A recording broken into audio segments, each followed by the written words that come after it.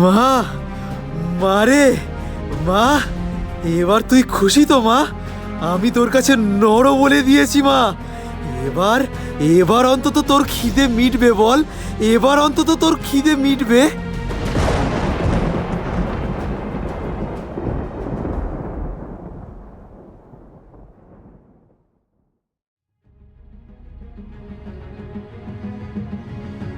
নমস্কার, গল্প কথা ও কাহিনীতে আপনাদের স্বাগত। আমাদের আজকের উপস্থাপনা প্রিয়া ঘোষের লেখা তারানাথ তান্ত্রিকের গল্প দশ মহাবিদ্যার কালী। আজ গল্পের দ্বিতীয় পর্ব। গত পর্বে আপনারা শুনেছেন রঘুরাজপুরের জমিদার জয়লাল রায়বর্মনের আমন্ত্রণে জমিদার বাড়িতে উপস্থিত হয় তারানাথ তান্ত্রিক। জমিদারের ছোট ভাই সুজয়লাল রায়বর্মন এক অপদেবীর পূজা আরম্ভ করে জমিদার বাড়িতে। তার ফলে সেখানকার প্রতিষ্ঠিত দেবী মা কালী রুষ্ট হন। তিনি জমিদার বাড়ি সহ গোটা গ্রামের পুজো নিতে অস্বীকার করেন। তার ফলে গোটা গ্রামের ওপর নেমে আসে অভিশাপ। ঘরে ঘরে লেগে থাকে জ্বর এবং নানান বিপদ। তারানাথ এই সমস্যা থেকে মুক্তির একটি উপায় বের করে আসলেও সেটাও হয় খুব সাময়িক। ঘরে ফিরে এসেও তারানাথের মন থাকে দুশ্চিন্তাগ্রস্ত। এখনও সম্পূর্ণ বিপদ কাটেনি। এর পরের ঘটনা শুনবেন আজকের পর্বে। শুরু হচ্ছে দশ মহাবিদ্যা কালীর দ্বিতীয় পর্ব।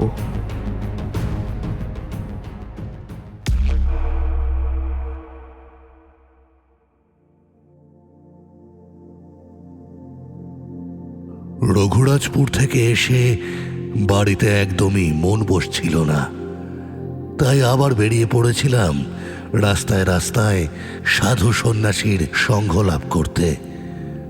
এমনই একদিন ডিরিং দিঘিতে এক বুড়ো বটগাছতলায় একজন সাধককে ধুনি জ্বালিয়ে ধ্যান করতে দেখলাম। আমার তার প্রতি বেশ শ্রদ্ধা হলো। আমি সেখানে গিয়ে বসলাম।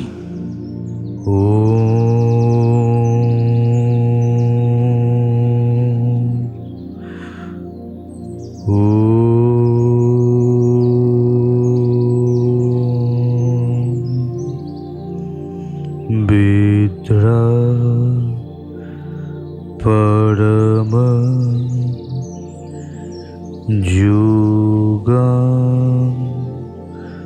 সর্বম। সাধকের ধ্যান ভঙ্গ হতেই তার সামনে আমাকে দেখে তিনি বললেন, কে তুই? এখানে কি করছিস? আমি তারানাথ। আমি এমনি বসে আপনার ধ্যান মন্ত্র শুনছিলাম। তিনি আমাকে বেশ ভালোভাবে লক্ষ্য করে বললেন, তুই তো সাধারণ কেউ নোস। তুই ইতিমধ্যেই অনেক মহামানবের দেখা পেয়েছিস। তোর কপালের মাঝে আমি দিব্য তিলক দেখেই বুঝতে পেরেছি। তবে তোর মন বড্ড চঞ্চল হয়ে রয়েছে। এই চঞ্চলতার কারণও আমি জানি। আপনি জানেন? হ্যাঁ, আমি জানি। রঘুরাজপুরের জমিদার বাড়িতে যে মূর্তি এসেছে তা কোনো সাধারণ মূর্তি নয়। এ হলো কাল কৈকটিনীর মূর্তি। এই দেবী কোনো সাধারণ দেবী নন। সনাতন ধর্মে বা বৌদ্ধ ধর্মে এ দেবীর কোনো উল্লেখ নেই। এ দেবী হলেন ভোগ পিপাসু স্বার্থ সিদ্ধির দেবী। এই দেবীকে প্রতিষ্ঠা করা হয় কোনো অসৎ কর্ম সফল করার জন্য।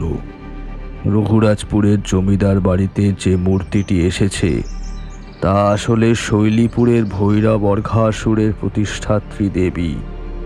ভৈরব অর্ঘাসুর শৈলীপুরের তম্বাক জঙ্গলে এই দেবীকে প্রতিষ্ঠা করেছিলেন।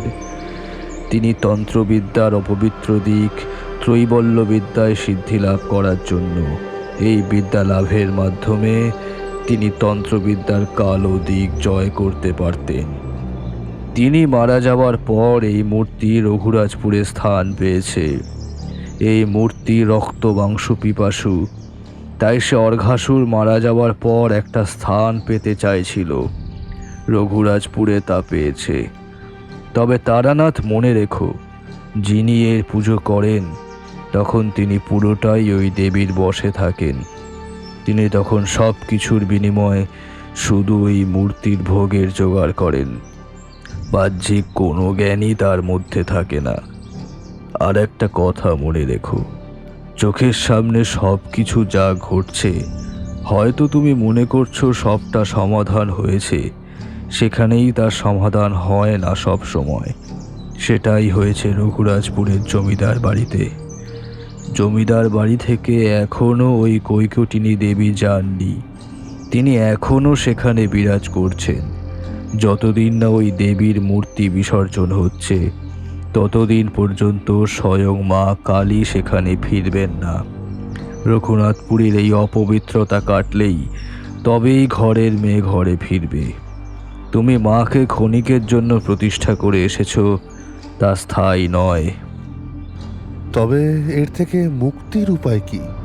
এই সমস্যার সমাধানের সন্ধান তুমি ঠিকই পেয়ে যাবে। এই ঘটনার পর থেকে আমার মনে দুশ্চিন্তা যেন আরোই বেড়ে গেল। মন আরো চঞ্চল হয়ে উঠল। আমি তারপরেই বাড়ি ফিরে এলাম। আমি আবার রঘুরাজপুরে যাব বলে স্থির করলাম। এতদিনে রঘুরাজপুর থেকে কোনো চিঠি বা খবর আসেনি। তাহলে হয়তো এখনো সবটা ঠিকই আছে। তবে আমাকে সেখানে গিয়ে গোড়া থেকে সমস্যার সমাধান করতে হবে। সেদিন রাত্রে ঘুমোতে গিয়ে একটা বাজে স্বপ্ন দেখলাম রঘুরাজপুরের। সেখানে কিচ্ছু ঠিক নেই। তবে মনকে শান্ত করলাম, সেখান থেকে তো কোনো খবর আসেনি। এসব ভাবতে ভাবতেই বাইরে একজনের গলা। ঠাকুর মশাই, ঠাকুর মশাই, বাড়িতে আছেন? আমি রঘুরাজপুর থেকে এসেছি। আমি বংশী। বংশী, তুমি? তোমায় এমন দেখাচ্ছে কেন? ঠাকুর মশাই, সর্বনাশ হয়ে গেছে। আপনাকে এক্ষুনি রঘুরাজপুর যেতে হবে। ও বাড়িতে অনেক কিছুই হয়ে গেছে। জমিদার মশাই আপনাকে কদিন আগে রানারকে দিয়ে এখানে চিঠি পাঠিয়েছিল, কিন্তু কোনো কারণে সেই চিঠি ফেরত গেছে, তাই আপনাকে জানাতে পারেনি। কিন্তু আরও সর্বনাশ ঘটার আগে আপনি চলুন জমিদার বাড়িতে। এই জন্যই আমার মন এত চঞ্চল হয়ে উঠেছিল, আর রঘুরাজপুরকে নিয়ে এমন বাজে স্বপ্ন দেখলাম। এরপর বংশীর সাথে আমি রঘুরাজপুরের জন্য যাত্রা করলাম। রাস্তায় একটা কথাও বংশী বলল না। একদম চুপ করে থ হয়ে বসেছিল। জমিদার বাড়ির সামনে পৌঁছতেই আমার বুকটা ধড়াস করে উঠল। কয়েকজন লোক জমিদার বাড়ি থেকে একটা শবদেহ নিয়ে বের হয়ে যাচ্ছে। এ কি বংশী, এসব কি? ঠাকুর মশাই, সর্বনাশ হয়ে গেছে। ছোট কর্তার ছেলে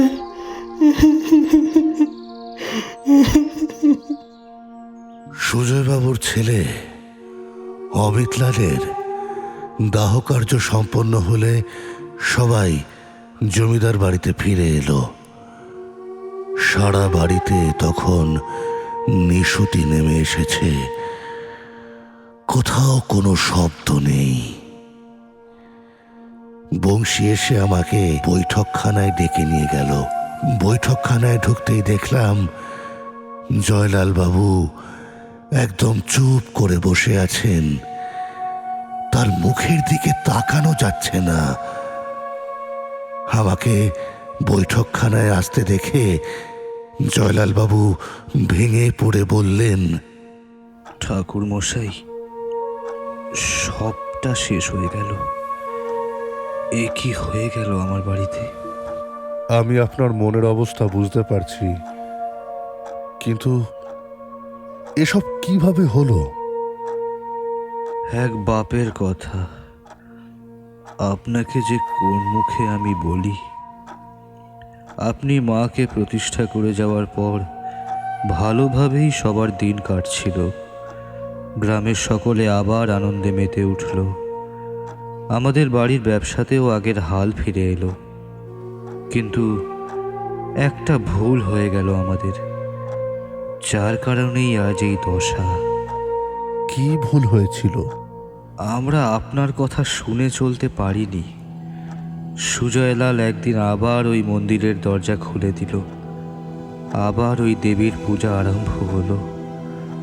আমরা তাকে নজরে রাখতে পারিনি। সে আমাদের নজর এড়িয়ে এ কাজ করেছিল। এই পুজোর কদিন পরেই আবার মায়ের পটচিত্র উধাও হয়ে গেল। এরপর আবার শুরু হলো ভাইয়ের সেই খ্যাপামি। কিছুতেই তাকে আটকানো গেল না। এমনইভাবে চলতে থাকলো। গ্রামে আবার সেই অজানা অসুস্থতা ফিরে এলো। ঘরে ঘরে আবার সেই জ্বর। এই অজানা জ্বর আমাদের বাড়িতে সুজয়ের ছেলেরও হলো। ছেলেটা কদিন ধরেই জ্বরে ভুগছিল। 2 দিন হলো সে একটু সুস্থ বোধ করছিল। আপনি তো জানেন সুজয়ের মাঝরাতে মন্দিরে যাওয়ার কথা। কাল রাতেও তেমন হয়েছিল। কিন্তু কাল রাতে ছোট বৌমার চিৎকারে আমরা বাইরে বেরিয়ে আসি। তুমি ওকে নিয়ে কোথায় যাচ্ছ? ওকে নিয়ে যেও না, ওর শরীরটা ভালো নেই। তুমি ওকে নিয়ে যেও না লক্ষ্মীটি। দাঁড়াও দাঁড়াও, আমার কথা শোনো। আমি আর আমার স্ত্রী বাইরে বেরিয়ে দেখি ছোট বৌমা সদর দরজায় সুজয়ের বেরিয়ে যাওয়ার দিকে তাকিয়ে এসব বলছে। আমি জিজ্ঞাসা করলাম, কি হয়েছে ছোট বৌমা? দাদা দাদা আপনার ভাই অমিতকে নিয়ে আজ মন্দিরে গেছে। হঠাৎ ঘুম থেকে উঠে ছেলেকে বলল, তুই আমার সাথে আজ মন্দিরে যাবি। ছেলেও বাবার সাথে যেতে রাজি হয়ে গেল। আমার খুব চিন্তা হচ্ছে, ওর শরীরটাও ভালো নেই। ছোট বৌমা, তুমি চিন্তা করো না, ও তো মন্দিরেই গেছে। সুজয় নিশ্চয়ই পুজোর শেষে ওকে বাড়িতে নিয়ে যাবে। এরপর আবার যে যার ঘরে সবাই চলে যায় এবং কিছুক্ষণ পর হঠাৎ অমিতের গলা আমরা শুনতে পাই। শীতকালের রাত, তাই স্পষ্টই আমরা ঘর থেকে সবটা শুনতে পাই। আমায় ছেড়ে দাও আমায়, আমি মায়ের কাছে যাব। আমার ছেড়ে দাও, আমার খুব ভয় লাগছে। অমিতের এমন গলা শুনে আমি মন্দিরের দিকে ছুটে যাই। কিন্তু মন্দিরে গিয়ে যা দেখতে পাই। এবার জমিদার বাবু কান্নায় ভেঙে পড়লেন। কিছুক্ষণ বাদে কান্নাটাকে একটু সামলে নিয়ে আবার বললেন, মন্দিরের দরজা ভেতর থেকে আটকানো, তাই আমরা জানলা দিয়ে প্রথমে তাকাই। দেখি সুজয়ের হাতে একটা খাড়া, তা থেকে রক্ত চুইয়ে চুইয়ে পড়ছে। যে খাড়া দিয়ে আমরা কুমড়ো বলি দিই, তার পাশেই পড়ে রয়েছে অমিতের কাটা মুন্ডু। তার দেহের রক্তে সারা মন্দির ভিজে গেছে। আর সুজয় অট্ট হাসি হেসে বলছে, মা, মা, মারে মা, এবার তুই খুশি তো মা? আমি তোর কাছে নড় বলে দিয়েছি মা। এবার অন্তত তোর খিদে মিটবে বল। এবার অন্তত তোর খিদে মিটবে। এই বলে অমিতের রক্ত সে দেবী মূর্তির গায়ে মাখিয়ে দিচ্ছে। আমরা যেতে অনেকটা দেরি করে ফেলেছিলাম ঠাকুর মশাই।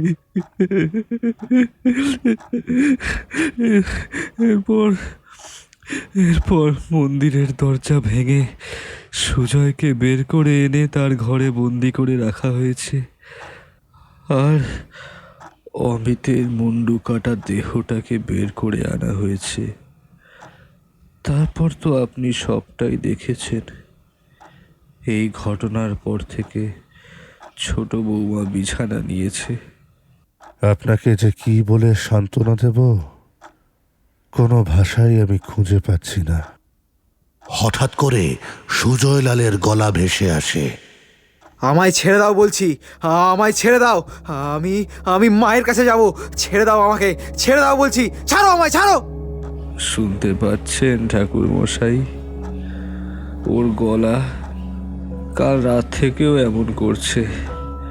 ও নিজেও জানে না ও কি করে ফেলেছে। বড্ড অপরাধ বোধে ভুগবেন সুজয়বাবু যখন তিনি সজ্ঞানে ফিরবেন। কবে যে মুক্তি হবে আমাদের এই অভিশাপ থেকে।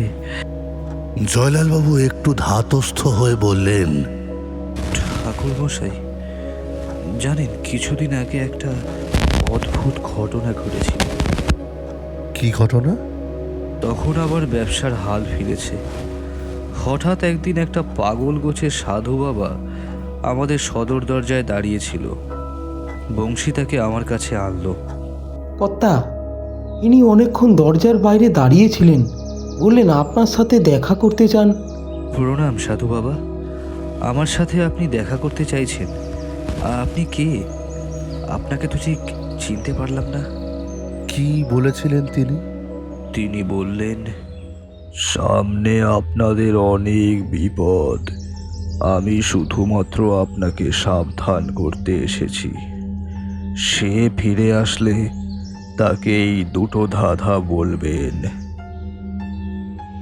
অস্ত সেথা যাবেই বিপদ, খাল পাড়ের ওই পাড়েতে, তিনটি মস্তকে ভঙ্গ করে আসছিল সে যেথা হতে, বন্দি সেথার নিয়ম জানো, নৈবেদ্য দাও জলেতে। আরও একটি ধাঁধা তাকে জানাবেন, অন্যথা সে এদিক ওদিক সাতে পাচে নেই কাজ, সে যে একজনেরই হাতের কাজ, নিয়ম আছে সেথায় বন্দি, মুক্ত করো মায়ের অভিসন্ধি। ঠাকুরমশাই, আমি তার কোনো কথাই বুঝতে পারিনি। তবে আমি হয়তো বুঝতে পেরেছি কিছুটা। কি বুঝতে পেরেছেন ঠাকুরমশাই? জয়লালবাবু, আপনি একটু ধৈর্য ধরুন, সবটা আপনাকে আমি পরে বলবো। আজ রাতটা পেরিয়ে যাক, কাল সব কিছুর অবসান হবে। আপনারা মুক্তি পাবেন ওই কৈকটিনী দেবীর হাত থেকে। দেবী কৈকটিনী? হ্যাঁ, এই দেবী হলেন দেবী কৈকটিনী। এ কোনো সনাতন ধর্ম বা বৌদ্ধ ধর্মের দেবী নন। ইনি হলেন ভোগ পিপাসু স্বার্থ সিদ্ধি লাভের দেবী। বড় ভয়ানকের রূপ। কাল শুধু আপনি আমার সাথে থাকবেন। আমি বুঝতে পারছি আপনার মনের অবস্থা, তবে কালই আপনারা এর থেকে মুক্তি পাবেন। পরদিন অমাবস্যার পূর্ণতিথির রাতে জয়লালবাবুকে নিয়ে ওই দেবীর মন্দিরে আমি গেলাম। আমরা আবার এই মন্দিরে কেন আসলাম ঠাকুরমশাই? এই কাল বিপদ থেকে মুক্তির জন্য আমরা শেষবার এই মন্দিরে এলাম। এই বলে মন্দিরের মেঝেতে পড়ে থাকা খাড়া নিয়ে 3টি কোপে মূর্তিটির মস্তক 3 খণ্ড করে ফেললাম। এ কি ঠাকুরমশাই, এ আপনি কি করছেন? একটু পর আপনি সবটা বুঝতে পারবেন। এখন শুধু আপনি এই মূর্তির ভাঙা অংশ ও মূর্তির বাকি অংশ মাথায় করে নিয়ে আমার সাথে মন্দির থেকে বেরিয়ে আসুন। জয়লালবাবু আর কথা না বাড়িয়ে আমার কথা মতো কাজ করলেন।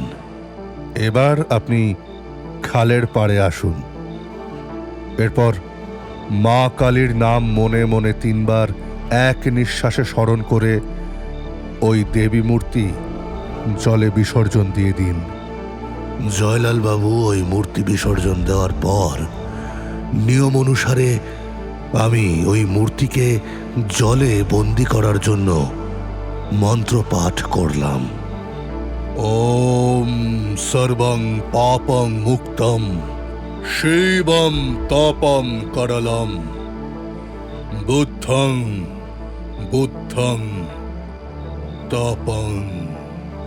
মূর্তি বিসর্জনের পর জলে এক নীল রঙের তীব্র আলো সৃষ্টি হলো।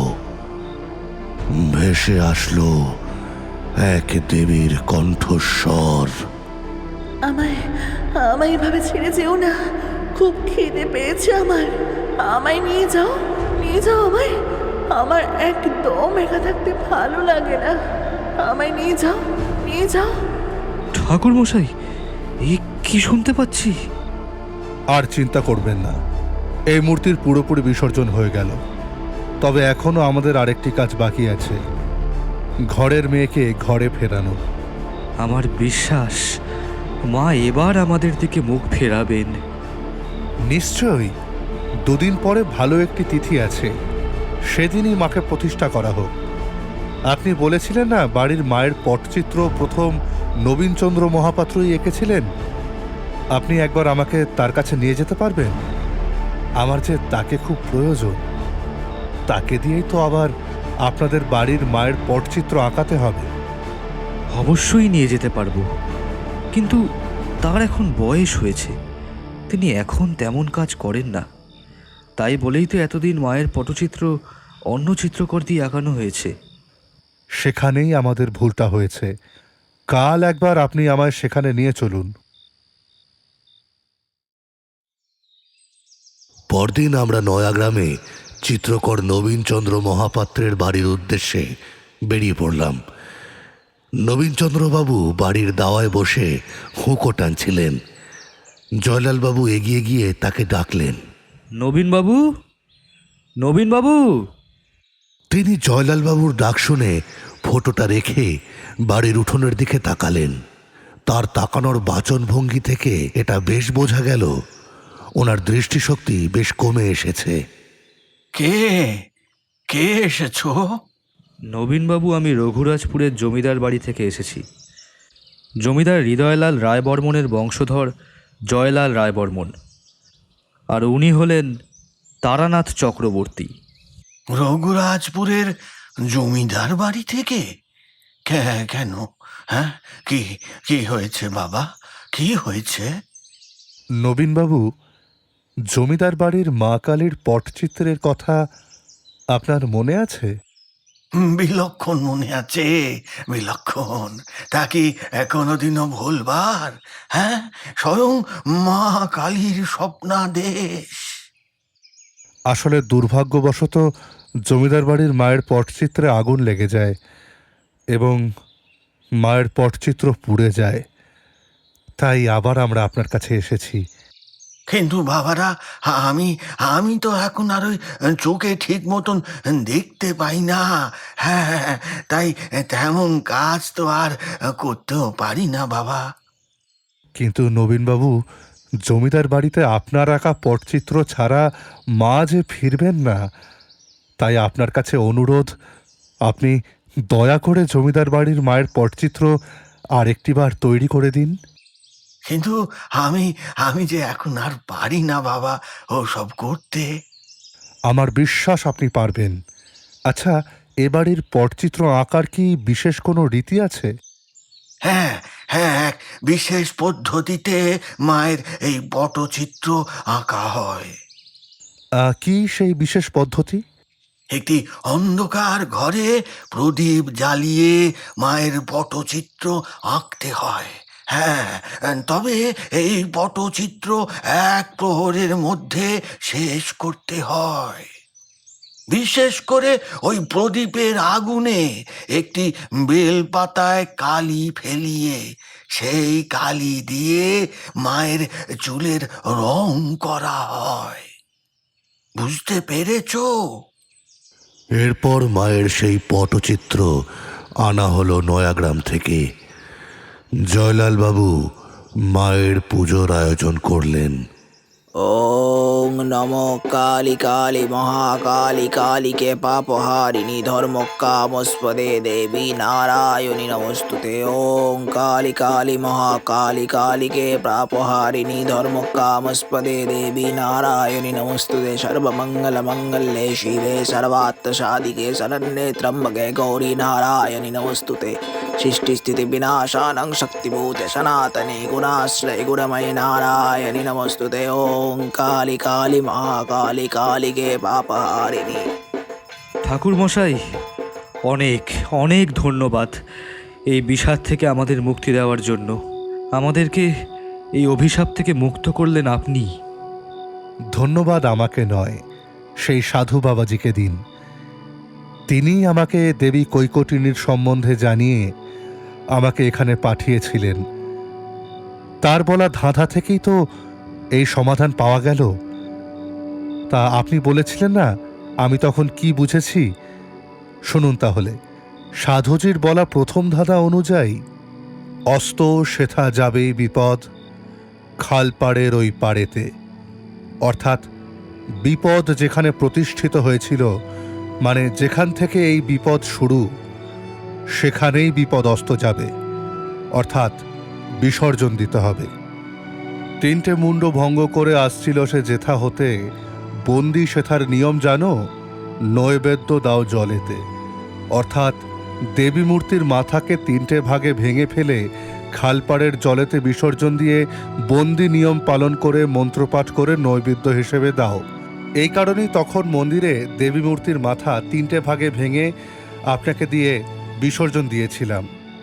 অন্যথা সে এদিক ওদিক, অর্থাৎ পটচিত্রের জন্য এদিক ওদিক যাওয়া বৃথা।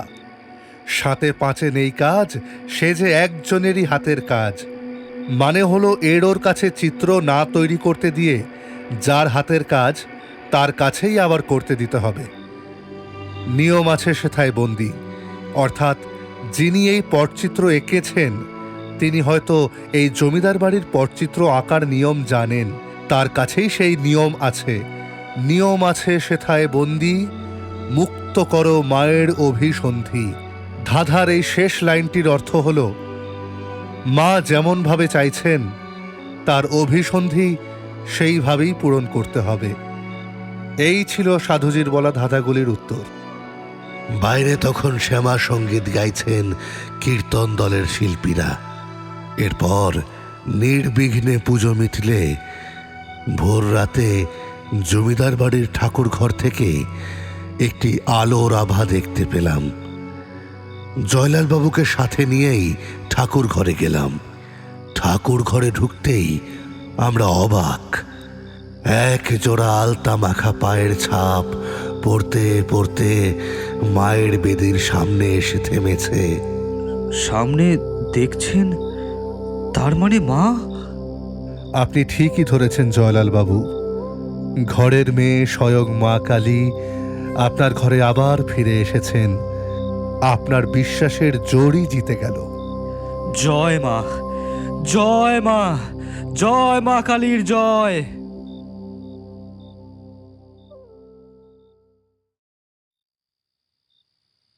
কিন্তু এরপরই জমিদার বাড়িতে আবারও একটা মর্মান্তিক ঘটনা ঘটে, যা অবশ্য ঘটবাড়ি ছিল। কেউই কোনোদিন তার অপরাধ বোধ থেকে মুক্তি পায় না, তাকে তার কর্মের ফল পেতেই হয়। আমি এই ঘটনা আগে থেকে আজ করেছিলাম, কিন্তু জয়লাল বাবুকে বলে তার মনোবল ভাঙতে চাইনি। আবার কি ঘটেছিল? সুজয়বাবু তার কর্মের ফল পেয়েছেন।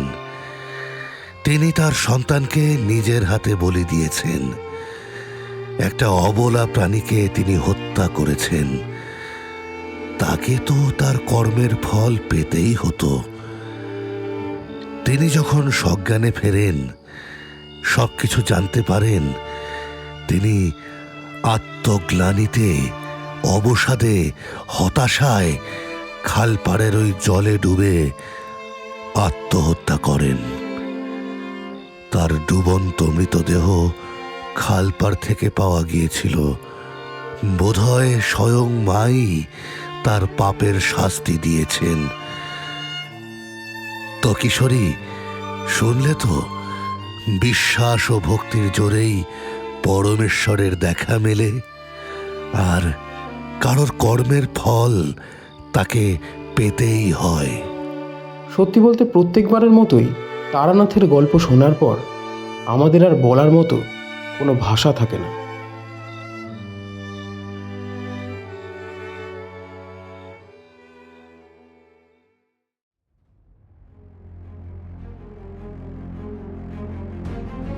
শেষ হলো আজকের পর্ব। প্রিয়া ঘোষের লেখা তারানাথ তান্ত্রিক ও দশ মহাবিদ্যা কালীর দ্বিতীয় ও অন্তিম পর্ব। তারানাথ তান্ত্রিকের ভূমিকায় তপশ্রী কাইত, অশ্বিনীর ভূমিকায় সমীরণ, কিশোরীর ভূমিকায় সোহম ঘোষ জুনিয়র, সুজয়লালের ভূমিকায় প্রিয়ম, বংশীর ভূমিকায় সমীরণ, মণিমল্লিকার ভূমিকায় পূজা, গৌরী দেবী কঙ্কা, দেবী মূর্তি সৃজিতা, অমিত লালের ভূমিকায় আয়ুষ, নবীনচন্দ্রের ভূমিকায় রাজ চট্টোপাধ্যায়। পোস্টার ডিজাইন পিক্সেলারের তরফ থেকে সৌভিক, সাউন্ড ডিজাইন সায়ক পাল, প্রজেক্ট মেন্টর সায়ন দে, পরিচালনা সমীরণ, সহ পরিচালনা জয়লাল, সাধক এবং গল্পের সূত্রধর আমি সোহম। গল্পটি আপনাদের ভালো লাগলে অবশ্যই চ্যানেলটিকে সাবস্ক্রাইব করুন এবং ভিডিওটিকে লাইক করার মাধ্যমে আমাদের পাশে থাকুন। ফিরে আসবো আগামী সপ্তাহে। ততদিন শুনতে থাকুন গল্প, কথা ও কাহিনী।